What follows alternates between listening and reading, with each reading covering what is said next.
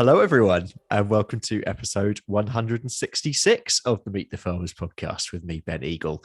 Today, we're heading to North Yorkshire to meet the Boots half of the Boots and Heels podcast team, fifth generation farmer Rebecca Wilson. Her farm includes arable and sheep enterprises, with some land rented out for potatoes, before coming back to the family farm in May 2021, quite recently. She worked first as a rural surveyor and then for a poultry equipment supplier. She has a degree from Cambridge in Human, Social and Political Sciences and a master's in Rural Estate Management from the Royal Agricultural University. Alongside Lizzie McLaughlin, she hosts the Boots and Heels podcast, which I'm sure many of you know, and that's part of the Farmers Weekly family now. Rebecca, welcome to the podcast. Thank you so much for coming on. No, thank you for having me. It's really exciting to be on. I've heard some very exciting guests that you've had before. So yeah, very pleased to be on with you. Oh, it's always great to speak to a fellow podcaster as well. So yeah, sharing some tips and having the same struggles over, my Wi-Fi stopped for that one. And it just broke up there and nobody was saying anything.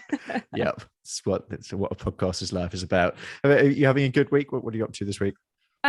This week, actually, not that much farming. We might touch on it later. Kind of a bit of a diversification. We've turned a cottage into an Airbnb. Oh, cool. So okay. I've been doing the finishing touches to that mainly this week, which is quite exciting. It's not really diversification isn't something we've really touched on the farm. The opportunity arose, and with me now being back on the farm, it's not something my mum and dad would have had time for on their own.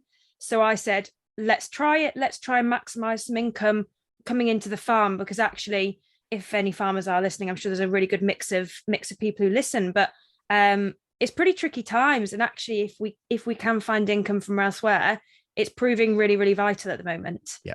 Right. Where should we start? Let's start with the arable enterprise first of all, and sort of tell me sort of what your rough rotation is, and sort of just tell us about the arable side of the farm. Yep. So the farm itself, we farm across 3 blocks, and that's across 600 acres. Probably the best quality land is around the farm itself, which does help. Just in terms of management, it's easy to have that all around the farm, even just for harvest and things like that. But probably about 60 acres is down to grass for the sheep. That's clover lay and permanent pasture. But on the arable side, we have a really long rotation, and we have done for quite a while.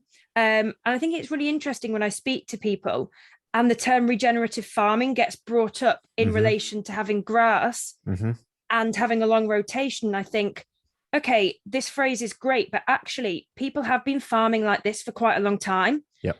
One thing I would say, though, is that if coining a phrase makes this idea of what I would call really good farming practices fashionable and something that people want to do, then we've kind of got to embrace it. And it's regenerative farming isn't kind of hippies who want to make these extreme decisions about farming. I would like to think that it's just good farming. Yep. So that's what we're doing, as I said, with the long rotation. You mentioned about potatoes, so they form part of it. Your usual combinable crops, peas, fodder beet, oilseed rape. We also grow some stubble turnips to overwinter some sheep on, and we do quite a bit of work with cover crops. That's something we haven't been using for 10 years, but between 5 and 10 years, we've really been trying to bring cover crops in, basically to help the soils and all the usual benefits associated with any nitrogen fixing and things like that. So we really like using them. It's a cost, but it's something for us that's really, we've seen benefits with using them. Yeah. How's rape for you as a break crop? Because you talk to people in different parts of the country and you sort of hear different stories classically with whatever the situation was with flea beetle. Absolutely. And last year we grew nothing. This year we grew a couple of fields. It's really interesting. So we're in the Vale of York, and usually coming up to harvest, you look across the Vale and it's yellow. Yeah. The last few years, obviously, completely different. One of the main reasons we actually decided to grow rape this year is because we had really quite a bad brome problem in one of the fields. Okay. And you can't be certain, but we think it came in with some manure coming in from another farm. So a really tricky problem to manage. And rape just seemed to be a really good way of dealing with that, chemical wise, etc. So that was one reason. We also have some other land which has probably been, the rotation hasn't been as good on that. And again, rape came in to break up that kind of combinables of, Yep. it was mainly barley actually on this rotation. And so actually, unfortunately, that rape on the break in the rotation hasn't done as well as we'd hoped, but it's kind of expected really when you're trying to bring the soil back into somewhat what we'd like the rest of the farm to be. Okay. And you now have sheep back on the farm after a bit of a break away from them. Why did you decide to bring them back? And how long did you have them before then? Good question. So there'd always been sheep on the farm. I mean, forever. Yeah. There were cattle as well. That is kind of the way, though, isn't it? Well, there's just always been sheep in those sheds, We did have cattle for a bit, but when my mum, so the farm actually is passed down from my mother's side, which is quite unusual. And, we do get people saying, oh, your dad's farm. And I'm like, well, actually, if we're being really technical here, but as long as I can remember, there were sheep and in the generations before. The reason we went out of them, they just weren't very profitable at the time. And it's a really difficult decision to make, isn't it, when you're breaking with tradition? But actually, it was the right thing for us. The reason we've got back into them, so probably about a 10-year break, is actually probably my sister's fault. And I'm going to say fault because sheep are sometimes annoying, aren't they? But she works at Bentham Auction Market. On the farm I am at the moment, I've spent most of my day just chasing them back into the field. They should be. They're a nightmare, aren't they? They're hard work. But so my sister works at Bentham Auction Market. And that, for anybody who doesn't know, is on the Lancashire-Yorkshire border and gets thousands of sheep through every week. So obviously being right at the forefront of it, she got a bit of a bug back, really, thinking, I want to have sheep again. So she started off the flock 3 years ago. So we've lambed, this will be coming up our third season lambing. We're up to 120. So between me and my sister, so we're hardly breaking records, but it's important that we're kind of building it up on our own. We're learning. We've got the advice of my parents in the background, but it's important for us to learn and understand, the costs associated with it and selling at the right time and what sort of system that we want to kind of run. So it's quite a learning curve, but as I said, with some good advice in the background. Okay. You're also a Helix farm in partnership with your agronomists, which in essence uses sort of tech data innovation to drive forward sustainable agriculture. But I think this is actually the first time we've talked about this on a podcast. I mean, what actually is that and what does it involve? Yeah, so it's an idea which Hutchinson's have had for a few years now, and there's now 7 farms across the country which are Helix farms.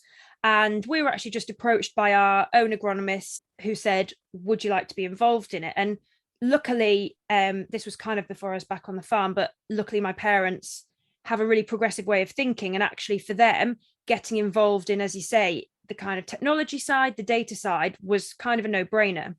So what that actually means for us on farm is lots of trials. So that could be anything from variety trials to nitrogen use efficiency, which obviously this year has been really important. I mean, we've had just off the combine results back from it, which have been actually really interesting, but they haven't been properly published yet. And we do, things with products coming to the market. So again, really important this year. There's a product which you can apply and supposedly it helps crops absorb nitrogen from the atmosphere, obviously reducing the need for artificial fertilizer. So there's loads of things like this, which we're lucky enough to be experiencing firsthand. There's also things that we can access, like terra mapping. So for anybody who hasn't heard of what that is. I was going to say, what is that? Yeah. Basically, it's Suzuki Jimny, drives across the fields with a bar on it.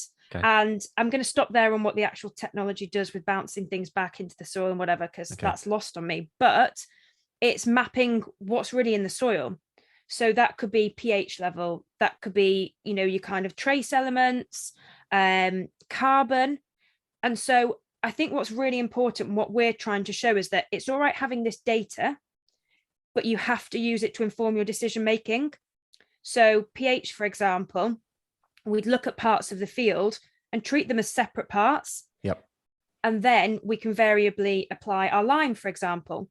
And it's all about saving costs. So yes, you've got an initial investment in mapping your fields, but down the line, you can, as I said, use variable rates and actually make the soil work the best it possibly can without hammering everything with the same rate of lime in this example. So it's really interesting to be involved. And yes, there's sometimes some faffing around, making sure you don't spray things with that and, things like that, but it's completely worth it from our perspective. Yeah. And I think the main thing going out of all this data after the decision making is the fact that we have open days to try and share this knowledge with other farmers, because I think that can be a problem. And I can see exactly why farmers keep their cards close to their chest, but actually we need to learn from each other. Harvest this year. So we're currently, we are recording this on the 1st of September. So I'm guessing harvest has been long done for you. Yeah. So how was it this year for you? And how's the new season looking so far?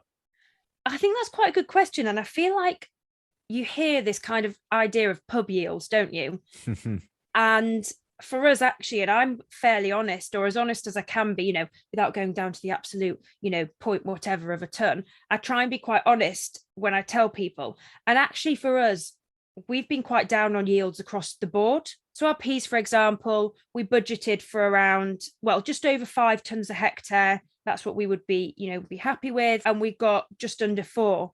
So obviously translating that sort of percentage yield drop, it's not good, but it's not all bad. Harvest was smooth and it was easy and it was stress-free. It's really hard. And my dad did say the other day, I'd take every harvest like that, just because of the toll on your tiredness and the fact that you don't stop. And, when you have breaks for weather, you don't just have a rest. If it's raining, you'll be drying corn or you'll be doing some other job. So actually, to get harvest wrapped up quickly does make life easy. And again, we have these conversations. If we could predict that it was going to be this sort of time period every year, we could actually make arrangements and maybe yield wouldn't be so impacted. But it's that unpredictability which is difficult. Thoughts going into this year? Good question. We've got rape in, stubble turnips in, some cover crops in. Okay. We have definitely had conversations about, do we change, acreages? Do we change what we grow? And I think if we weren't part of Helix, where there is a bit more direction on what we need and, we want some specific crops around the farm for open days, I think we might have had more change in what we grow. And I'm definitely seeing it on the ground with other farmers who can't afford to put, crops in the ground. So I think we're in a slightly different position, but we still had those conversations about next year. Okay. Let's talk a little bit about you. What's it like being back on the farm? Because you've gone away, you've come back, and you've been you've done what? Well, I suppose two harvests so far, haven't you? Yep. So being back on the farm. So the reason I came back to the farm, and it was maybe always in my plan, I would say there is quite a draw to coming back to farming. My dad actually couldn't drive for 6 months due to illness. Oh wow. So it was going to be over harvest. It was going to be, just an unbelievably tricky time to manage. Blimey. And all well now, absolutely fine. Good. But that 6 months was a bit of a turning point in terms of, what do we do? Did my sister come back? But obviously she's, settled in a job quite, an hour and a half away. Did we employ someone else? But then we couldn't guarantee necessarily a job after. Would it just be the 6 months? How would it work? Or did I come back? And actually, I was still living at home and it just really worked. It was always with a view that actually, if working back home was really, really tricky, and it is, I can't say it's all easy every day because it's not. Yeah. But there was always a view that I could go out and get another job. If it didn't work, I could just help tide the farm over. But actually, probably about 18 months, a bit longer. And I don't think I'm ever going to leave. Yeah, I was going to say, not looking back yet. My mum and dad are stuck with me now. But being back on the farm, I think one thing I would say is I've been kind of pleasantly surprised by, almost the reception I've got, because I've come back, a young female, what are you doing coming back to the farm? And actually, did you get any of that? do you know what? Every now and then you get kind of situations. For example, if there's a wagon which needs something lifting off, and I walk down the yard with a load of keys in my hand, being like, oh, what is it? What, whatever. I've had the kind of, oh, are you actually going to be able to lift that off without stabbing the pallet arms through my wagon kind of thing? But actually, people, I genuinely think they're quite receptive. I actually think people are then not shocked, but pleasantly surprised. And they're like, oh, actually, why did I doubt it? And I would definitely say I'm probably a bit slower than some of my, if I look at, my male counterparts in young farmers. But actually, I haven't even been back on the farm 2 years. Yeah. They could have been working there since they were full-time, since 16 or 18. So it's not being female, it's experience. So exactly. I'll get there. Exactly. But I would say, like suppliers and reps and people like that are just really happy to support the next generation. Yeah. And I think that's the main thing, because we all have a job to do going forward. So on the whole, I feel quite positive about it. Good, I'm glad. Let's go back a bit. What was life like growing up on the farm? I mean, I guess growing up on a farm, it's kind of a stereotypical childhood dream, I guess, isn't it? And my sister and I, so she's a twin. So I learned really recently, I think in researching this, that you were twins. Yeah. So it was, we kind of were lucky in that we were the same age, which meant that we were interested in the same things the whole way through growing up. So, it was hens and sheep and horses, and, we had very similar interests. But the farm itself, we still did a fair amount of work. And I remember in lambing time, we'd be desperate to hope that we woke up early to manage to go out first thing with my mum or my dad, whoever was doing the early shift, to go out and make sure we could do lambing. And then remember, you'd go off to school and you'd be like, oh, nobody else has got sheep poo on their skirt, have they? Yeah. Or, but that was just how it was. And it was the best life. And I genuinely think, and it is a bit cliche to say, but I think you learn some really good lessons about working hard and responsibility. And if my sister and I didn't get up and let the horses out or feed up or whatever, that wouldn't get done. And I think it's a really good lesson in life to have that, from an early age. But it's lucky to be able to have that. Not everybody has that chance. Yeah. What kind of school did you go to? Were there many farm kids at your school? There were a lot of quite rural and a lot of horsey children, but not as many people actually involved in farming. Yeah. But people were still quite receptive to it, actually. And I think it's the sort of thing when your mum and dad can bring a lamb in on, Friday afternoons or something, you can be quite cool in your class quite quickly, can't you? That, this is whatever lamb called whatever, and you have all the knowledge about it. But quite a mix, I would say, rural, but not actually farming. Okay. And did you grow up wanting to be a farmer at any point? Obviously, you always speak to farmers in their sort of teenage years, and they definitely fall into one of two camps. So that is a really good question, because I wrote an article a little while ago, and I said, and I was starting it off kind of, back in the day. And I said to my mum and dad, I said, what did I want to be when I was little? Because usually it's, I want to be a fireman or, an astronaut or those kind of, quite important and well-known jobs. They were like, well, no, actually, you didn't really. I never really wanted to be any of those other things.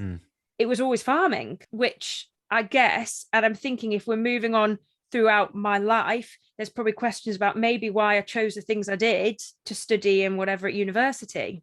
Well, yeah, I mean, let's move on to that. I mean, personally, yeah, I find people who have sort of diverse both educational and sort of other experience backgrounds coming back into farming fascinating. So, I mean, you went to Cambridge to study human, social, and political sciences.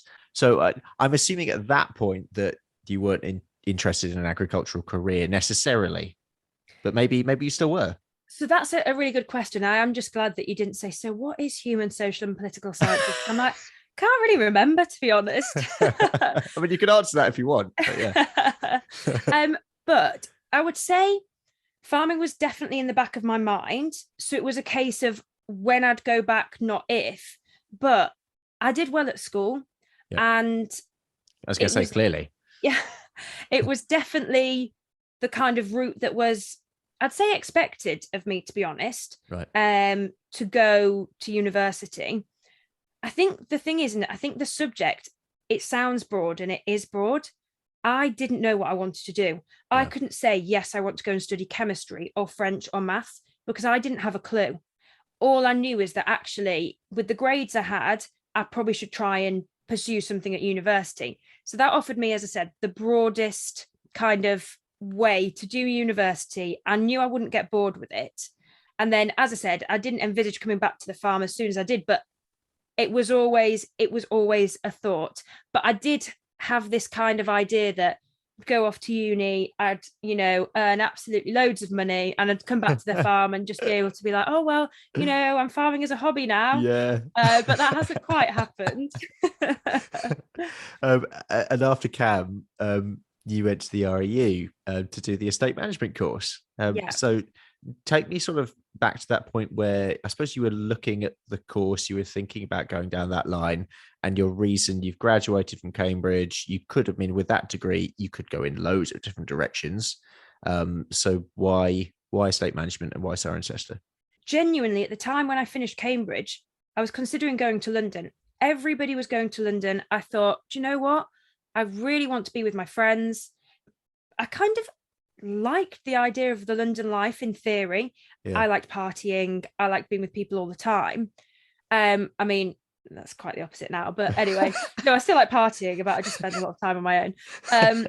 But it was genuinely the choice between going to London and getting this kind of big career, or do I want to go back and try and get something more agricultural? And I guess to go back to go to Ciren was going back to agricultural roots. Yeah. And I think the wider thing about Ciren is that, one, you're going to be there with like-minded people. I've got friends who I speak to really quite often.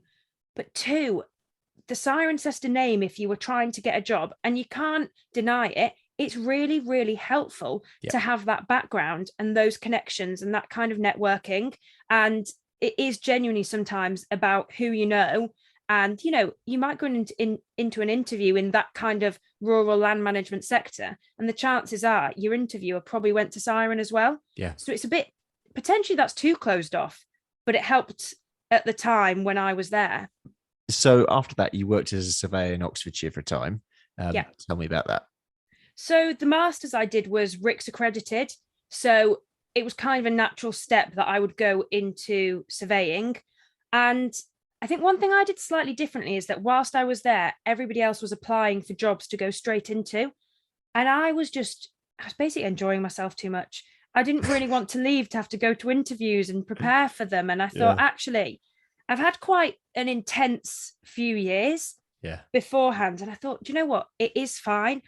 I don't have to rush into it. And it was quite an intense environment of, if people don't know, you in the land agency surveying world, jobs get announced like on the same day for a kind of a host of companies, and it's really quite tricky. Like I just didn't really want to get involved in that. And obviously all my friends didn't, happy in their jobs, all sorted, but it just wasn't, the job application thing kind of passed me by, and I'm not unhappy about it.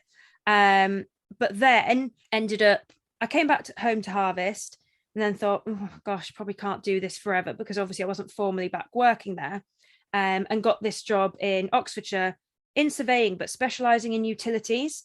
And I think one thing for me, I was kind of on the other side of the fence, because we worked on behalf of the utility company and we're acting against the landowners and farmers. Fascinating. And it was weird. It was tricky. It was hard. I bet that really was. And so I did a lot in compensation claims. And that was tricky, because I'm thinking, well, some farmers almost don't even know that they have a compensation claim there.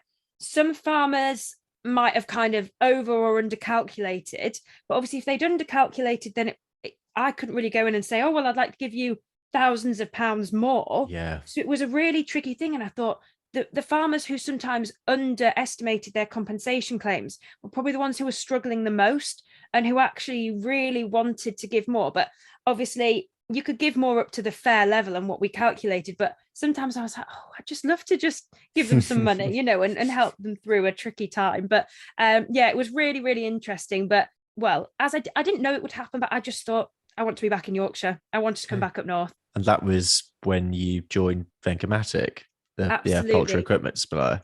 Yeah, that's right. And so were you sort of actively looking for jobs back up north, or? No, so I finished kind of around Easter and then again did a harvest at home. I feel like these things always coincide with the busy time at home. Be like, oh yeah, you're just gonna help out now. And then again, I got to the stage where I thought, well, I'm not really formally employed, probably running out of money now, and started looking for jobs. And yep, ended up with Vencomatic, which I think is quite an eye opener to go into another sector.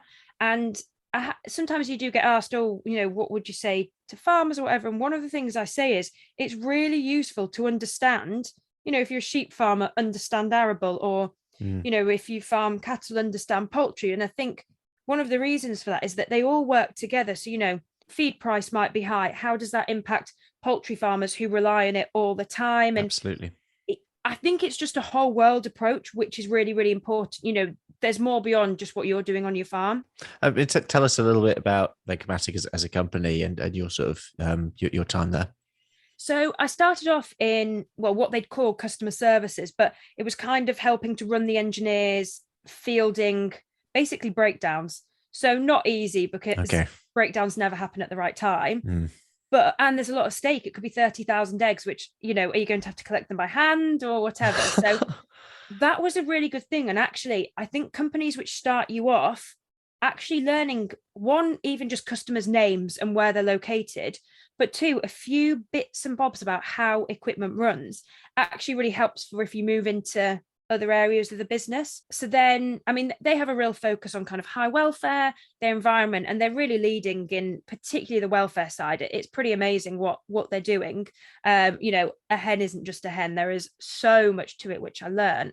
But stint in the customer services bit, and then I went into project management really and started on some renewables, which was really interesting. Okay. Also the kind of main projects, but I was really early days in that. I was just starting out. So I wouldn't say I've already got my teeth into, anything, a big project before I obviously had to come back to the farm. Yeah. But while you were there, you met Lizzie and you started Boots and Heels. Yeah. Tell me about that first meeting with her, first of all, if you could remember that, and how your sort of friendship sort of started, and then how that led into Boots and Heels. Quite a lot in that, but yeah, if you can sort of take me through that process. So the thing about Vencomatic is that it's not everybody in the company is a farmer or even has any kind of agricultural background. And I think that maybe is the nature of poultry as well, because it is quite specialized, it is quite niche. So you're not necessarily going to get people who've worked in the poultry industry coming into that job. You have to use other skills and then just apply them to it. So it wasn't a surprise when Lizzie wasn't from a farming background. She was working in the marketing department, and we'd end up, and I'd say in our tea breaks, we didn't have tea breaks all the time, I promise.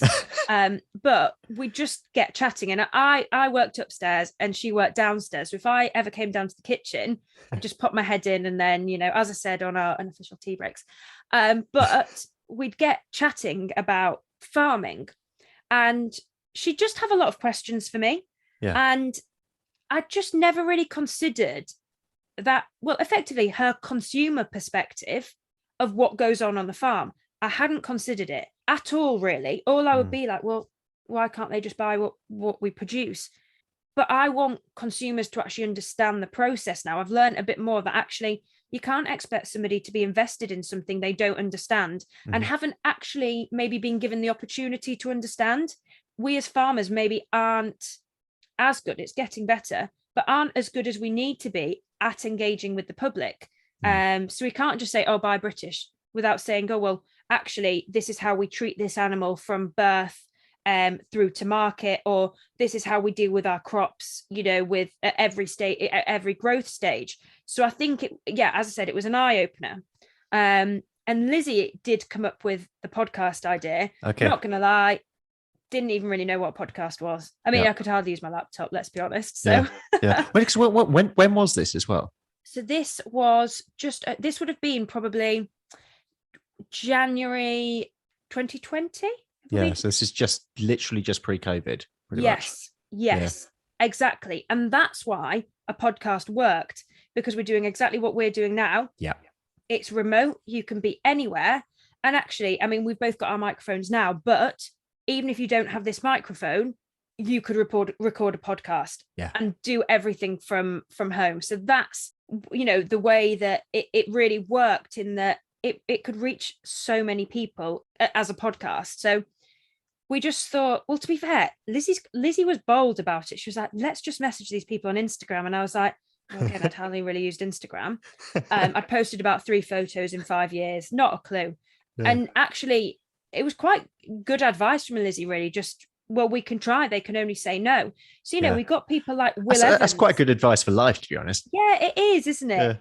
Yeah. But yeah, Will Evans, Rock and Roll Farming, the Chief Shepherdess, people who are quite prominent in kind of farming and social media. And they said yes, but I think that's something which Lizzie and I have been constantly amazed by, in that obviously some people can't fit our visits in or our recordings in, which is absolutely fine. But for everybody who've been to see, it's amazing how much time they'll give up. And particularly when we've gone out, now it's turned into this YouTube series, when we've gone out to their farm, we're not just there an hour, we're there all day. And it's come in for tea, do you want cake? Like, you're just welcomed into the farm and the family, and it's amazing. So the guests have just made it, really. It's been fantastic. No, I see. And also, honestly, I mean, I'm sure that lots of people listening will have seen your stuff, but again, your approach, I mean, some of your recent stuff with Ali Hunter Blair, for example, that visit and the challenges that you do together, and it works. Your relationship between each other that comes across so strongly. I mean, it has grown very, very quickly in quite a sort of relatively short amount of time, I suppose. And you're now affiliated to Farmers Weekly. So tell me about how that relationship sort of started. So that actually came about when Lizzie got a job at Farmers Weekly. So I think she's community editor. Don't want to get that wrong. I'm pretty sure she is. It's community editor. Sure is. So obviously the Farmers Weekly already have their own podcast. And it was kind of like, right, well, how will Lizzie being involved in Boots and Heels work with the Farmers Weekly podcast? What will happen? And there were different kind of discussions about how will it fit.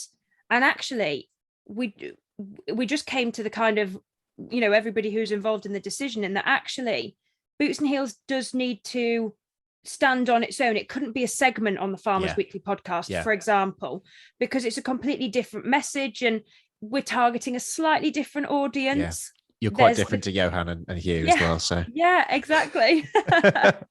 Not that the Farmers Weekly podcast isn't amazing. Oh, it is. I was going to say it's it's just different, isn't it? And actually, for us to be given the freedom, which we completely were. I mean, it's amazing that Farmers Weekly were that flexible with Lizzie and I to choose what we talked about and who we visited. And they haven't really had any say in anything, because they're like, do you know what? If we start steering it, we could lose some of what you're trying to achieve. So in terms of, again, you've just released a load of new material. Plans for going forward? Can you tell us anything? Really good question. Because it's really hard, because it has happened so quickly. Yeah. And I kind of think, just over a year ago. I mean, I didn't know what a podcast was. Yeah. So one thing that Lizzie and I are very keen to do is continue a bit more with education. So that's how to maybe approach a bit more of a younger audience. And there's loads of discussions all the time of, just ideas floating around. But another thing that we're really keen to do, and we actually have quite a few booked in, is speaking events. And that's a multitude of audiences, sometimes all farming, sometimes a mixture. So I think that's quite important, because it's getting our name out there into another group of people. Yep. And hopefully with our name comes our message about basically supporting British farming. Yeah. And sorry, with those, are you thinking farming audiences or non-farming audiences? A mixture. So they're not all released yet. But for example, we're speaking at a sheep breeders society dinner. Yep. which for me, I feel completely, well, speaking is quite difficult, isn't it, in public, but I feel in my comfort zone with the kind of audience, which stereotypically will probably be more male and older. Yep. Whereas actually Lizzie's a bit like, oh, well, it's not really our demographic. I'm like, yeah, but actually this is a really good opportunity for us to kind of showcase that we can do something, we can make a difference. And I think one thing we're hoping to touch on at that one probably in particular is mental health. And the reason that's important is that if you had, for example, a feed rep came out or a nutritionist, if they started talking about mental health at this stage, unfortunately, I don't think it would be very well received. And I'm not saying that's right, but I don't think that relationship that they have there in that speaking event really works. However, when Lizzie and I come in a bit different and we've got kind of almost proven work that we've done before, absolutely, in terms of mental health, I feel like we're in quite a good place to talk about it. And hopefully coming from a slightly different face might be a good thing. And I'm not saying that there isn't a place for, your feed reps, your vets and whatever, because they have a really important relationship with farmers. And actually, they could be the only person they see on farm in days or weeks. But at that event, I really hope that Lizzie and I are in a really good place to talk about it. And on that subject, we're actually presenting at a Mind Your Head charity ball as well, with Yellow Wellies. So things like that for us are really important. So, what are we don't necessarily get anything personally, individually out of that, apart from having a fantastic night. Yeah. But it's what we can hopefully bring in just that wider message. And people say, oh, do you know what? We can just talk about that. That is fine. And there is a really, really long way to go. And sometimes it's really hard to see kind of people around you who are struggling, but it's really hard to get through to them because the nature of our job is that you don't talk about it. You soldier on because your animal's more important. Your machinery is more important. Your wheat that you've just drilled is more important. And until we slightly get out of that mindset, we've still got a lot of work to do. Yeah, no, completely. It is. Yeah. I mean, it's right at the early stages still. It's only been the last couple of years, I would say it definitely that it's even most platforms have started engaging with it. But there's a long way from it filtering into the day to day. But I think we will get there. And it's definitely, I always find certainly conversations on the podcast about mental health, I'm so pleased that people are opening up far more. And I think it does have to be a conversation which just keeps on going. Yeah. It's like the Mind Your Head week. That's fantastic, but it has to be every week of the year. Yeah. And I think sometimes we forget that, myself included, because you just keep going, but it just needs to be a continuous conversation, basically. Yeah. What about, I mean, obviously through Beats and Heels, you are doing more than most probably when it comes to public engagement. But do you have any advice for other farmers who might want to do something but aren't sure how to start when it comes to engaging with the public? It's not something which comes naturally to farmers because you do spend a lot of time on your own. You probably haven't done lots of things, with the public. And I'm not even talking about public speaking. I'm talking about just seeing the public. It's not something that you do. So I think I would say be bold and be honest. And I would relate that to my own kind of engaging with the public on social media, because as I said earlier, I posted about 3 things on Instagram. It wasn't for me. And that first post I did was really, really hard. Most of my followers were definitely not from a farming background. You worry about how well these things will be received.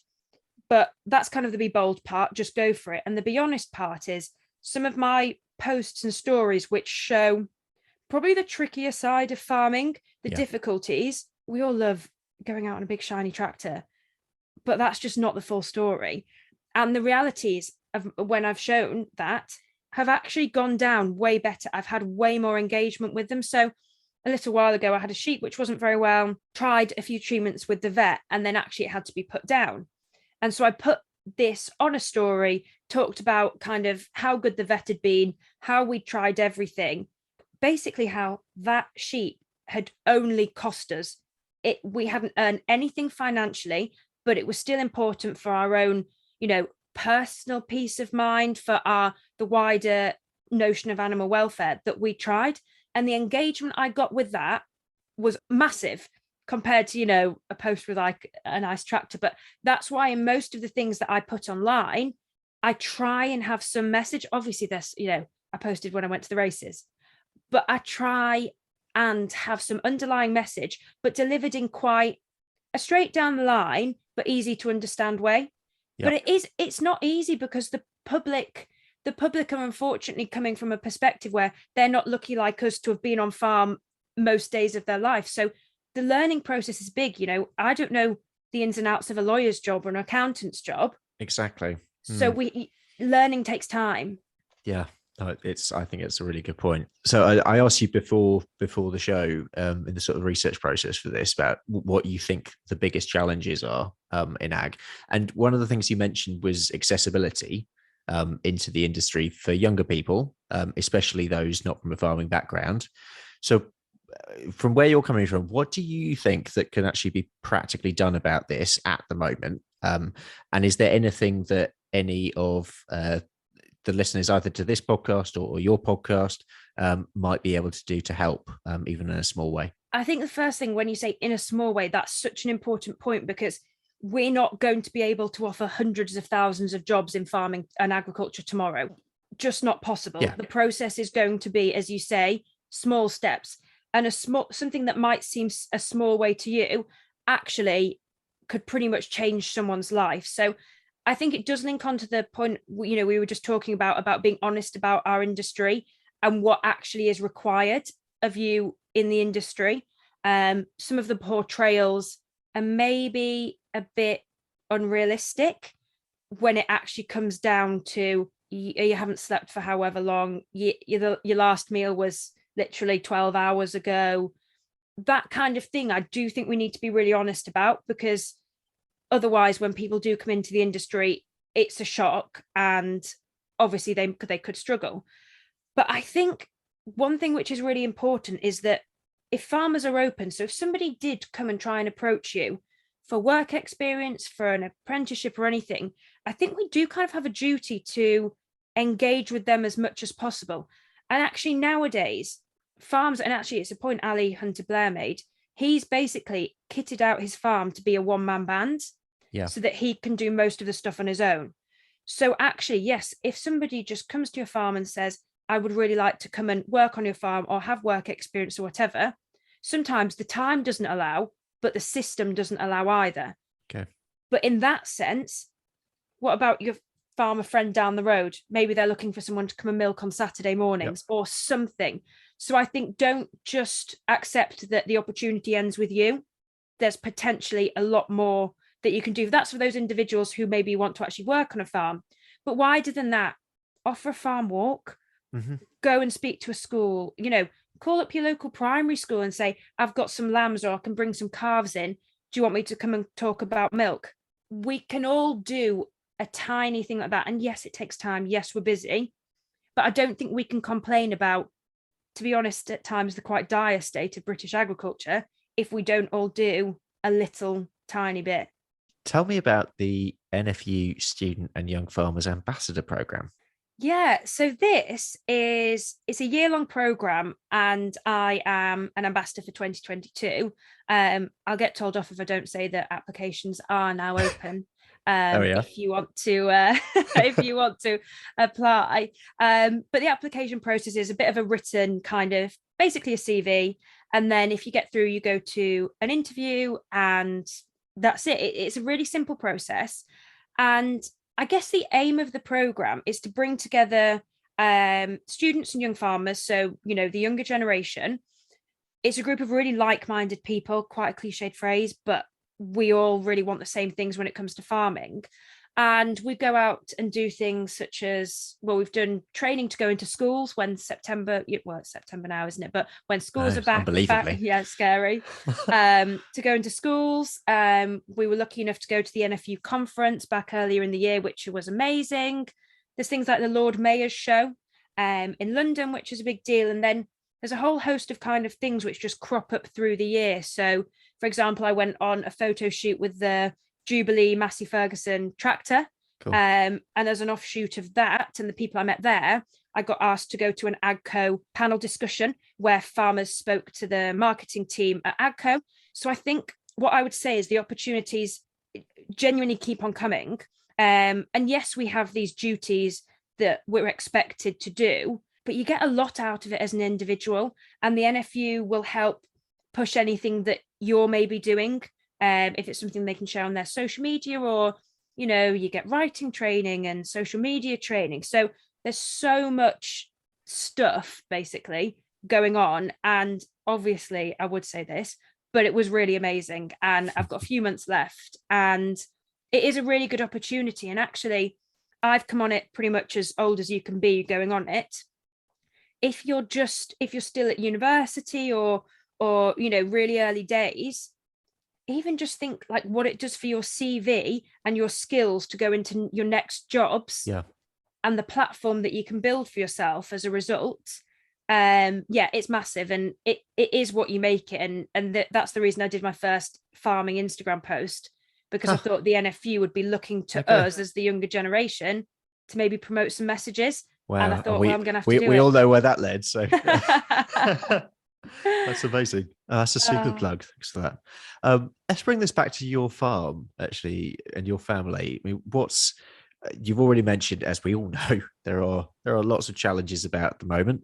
But for your business particularly, what's your challenge, and I suppose where are you going in the future? I mean, it's the biggest question, isn't it? It definitely is. For us right here, right now, it's input costs. Yeah.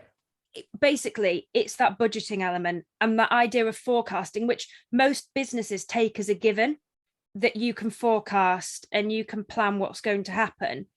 And the fact that we obviously are kind of faced with some pretty monumental price rises, but the price, you know, the futures price is actually not even close to covering these prices. So that idea of margins is a really scary thought, and it does definitely affect decision making as you go forward. As I said before, we haven't changed as much as maybe other farmers, but for me individually, it makes me question, have I made the right decision coming back to the farm? I genuinely sometimes think, and I worry about it quite a bit, but I genuinely think I could be earning a lot of money. I could have fairly predictable hours. They might be long, but they'd be predictable. And yet I've taken myself back to the farm.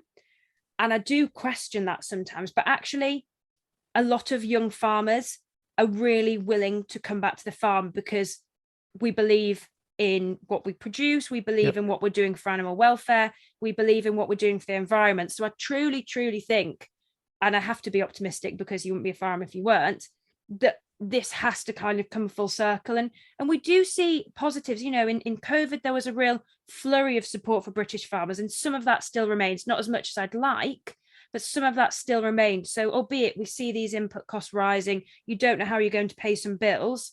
I just really, really hope that we'll get the support we need from the public, and dare I even say it's some kind of government support, whatever that looks like going forward. And I couldn't even say what that's going to be, but hopefully there'll be positives. I don't think it's a bad thing at all. I think it's actually a healthy thing to question as well. I think it's something that we should all do far more of, just because life isn't static, things move on. And it means by questioning, it means you're really valuing what you're doing and you're questioning where you're going. So ultimately, you will end up in the best possible route.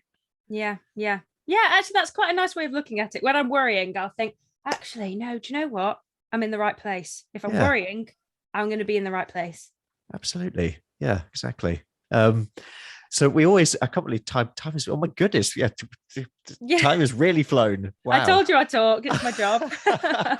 I haven't looked, listeners, I haven't actually looked at the clock. I've just looked at the clock and realized we've been talking quite such amount of time.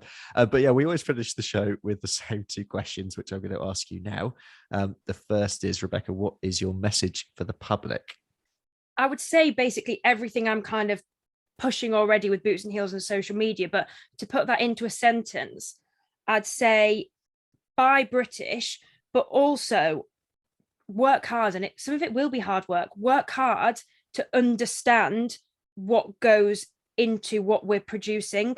And you can't Google the answers to farming, so I appreciate it's not just like looking something up, but it might be listening to podcasts like this, it might be looking on social media. There's an absolute host of YouTubers out there who are showing exactly what's going on farm. So take a bit of time and just learn. Like, learning's a really good thing, whether it's farming or something else. So yeah, learn, and then why you're buying British. Brilliant. And this is always an interesting one. What's your message for farmers? I've got a lot I could say. I bet you do. But work together, and that's not just actual physical farm work if you're sharing a tractor, but it's actually potentially offering emotional support. It's offering something social, like, do you want to go for a pint tonight? It's been a long day. Also share knowledge. There's so many ways we can work together, and we really, really should be doing it, because you'll probably feel better at the end of this conversation, whether it was about, oh, why are you using that drill? Or is it, oh yeah, are you actually really okay with, that I know you're really struggling financially with that. You'll feel better at the end of the conversation, whichever path it takes. And then the other one, if I'm allowed kind of two messages. Yeah, sure. Is build relationships with people who you have to be involved with, not necessarily farmers, but on the farm. So your vet, your tractor dealer, your nutritionist, anybody like that, because it's harder in this day and age than, probably for my parents and before, but actually they're some of your most valuable assets as a farmer. And if you work with them, they'll be much more willing to give you more knowledge and spend the time with you, understanding everything. Like our nutritionist, we got on really, really well with him, comes for a cup of tea, and actually our sheep look better than ever, because we've really worked on something together. He's as invested as we are. So yeah, those 2 points: work together and then work with people outside the farm. Amazing. And finally, and this is a new thing on the podcast, any farming related podcast, blog, or social media account that you would like to give a little plug to? I'd say I'm quite lucky, because obviously we've met loads of people in farming who absolutely. So I mean, I can hardly pick one, but it's somebody who we were meant to visit when we went to Scotland, but the ferries were a nightmare. So we were meant to go to Arran, and it's Wallace Curry, and he does the R2K podcast. Yeah, he's a lecturer at SRUC as well. And he's just been really supportive of Lizzie and I. Like, before you even get to the whole what he's doing for farming and educating, he's just genuinely very supportive of us and what we're doing. And I think there can be competition between podcasts and people on social media, and actually that is just not the right way to go. No. So yeah, he's great, and we haven't met him in person yet, but fingers crossed we might do. Nice. Wow, we will leave it there, but yeah, massive thank you, Rebecca, for coming on the show. Honestly, it's and I'm sure we could probably keep talking for another hour, but we should probably leave it then, because partly else I've got to edit it down. But how do people follow you or Boots and Heels on socials as well? So Boots and Heels is at Boots and Heels UK, and then I always get the numbers wrong, but Rebecca Wilson, and I want to say it's 722 on Instagram. So. But yeah, just keep up to date. I try and be as honest as possible, and yeah, just show quite a bit of my life. Amazing. Well, honestly, it's been an honor having you on here. So thanks so much. Thank you for having me. Thank you very much for listening. In the usual way, please do subscribe for the show on whatever podcast platform you're using. Share it on your socials, and please tag us in it at MTF_podcast. A quick mention of what's happening this week on our sister podcast, Rural Business Focus. I'll be joined by digital marketing specialist Millie Fife, and we'll be talking about how to improve your business's online presence. So that's out on Tuesday this week. Next week on Meet the Farmers, we'll be talking forces farming with the fantastic Jeremy Gibbs, who's honestly, he's been such a long-standing supporter of this podcast. And I'm also a massive fan of the work that he's doing. So it'll be great to finally have him on. So he's next week. I hope you can join me then. I'm Ben Eagle. This has been Meet the Farmers. Thank you very much for listening, and I hope you all have a great week.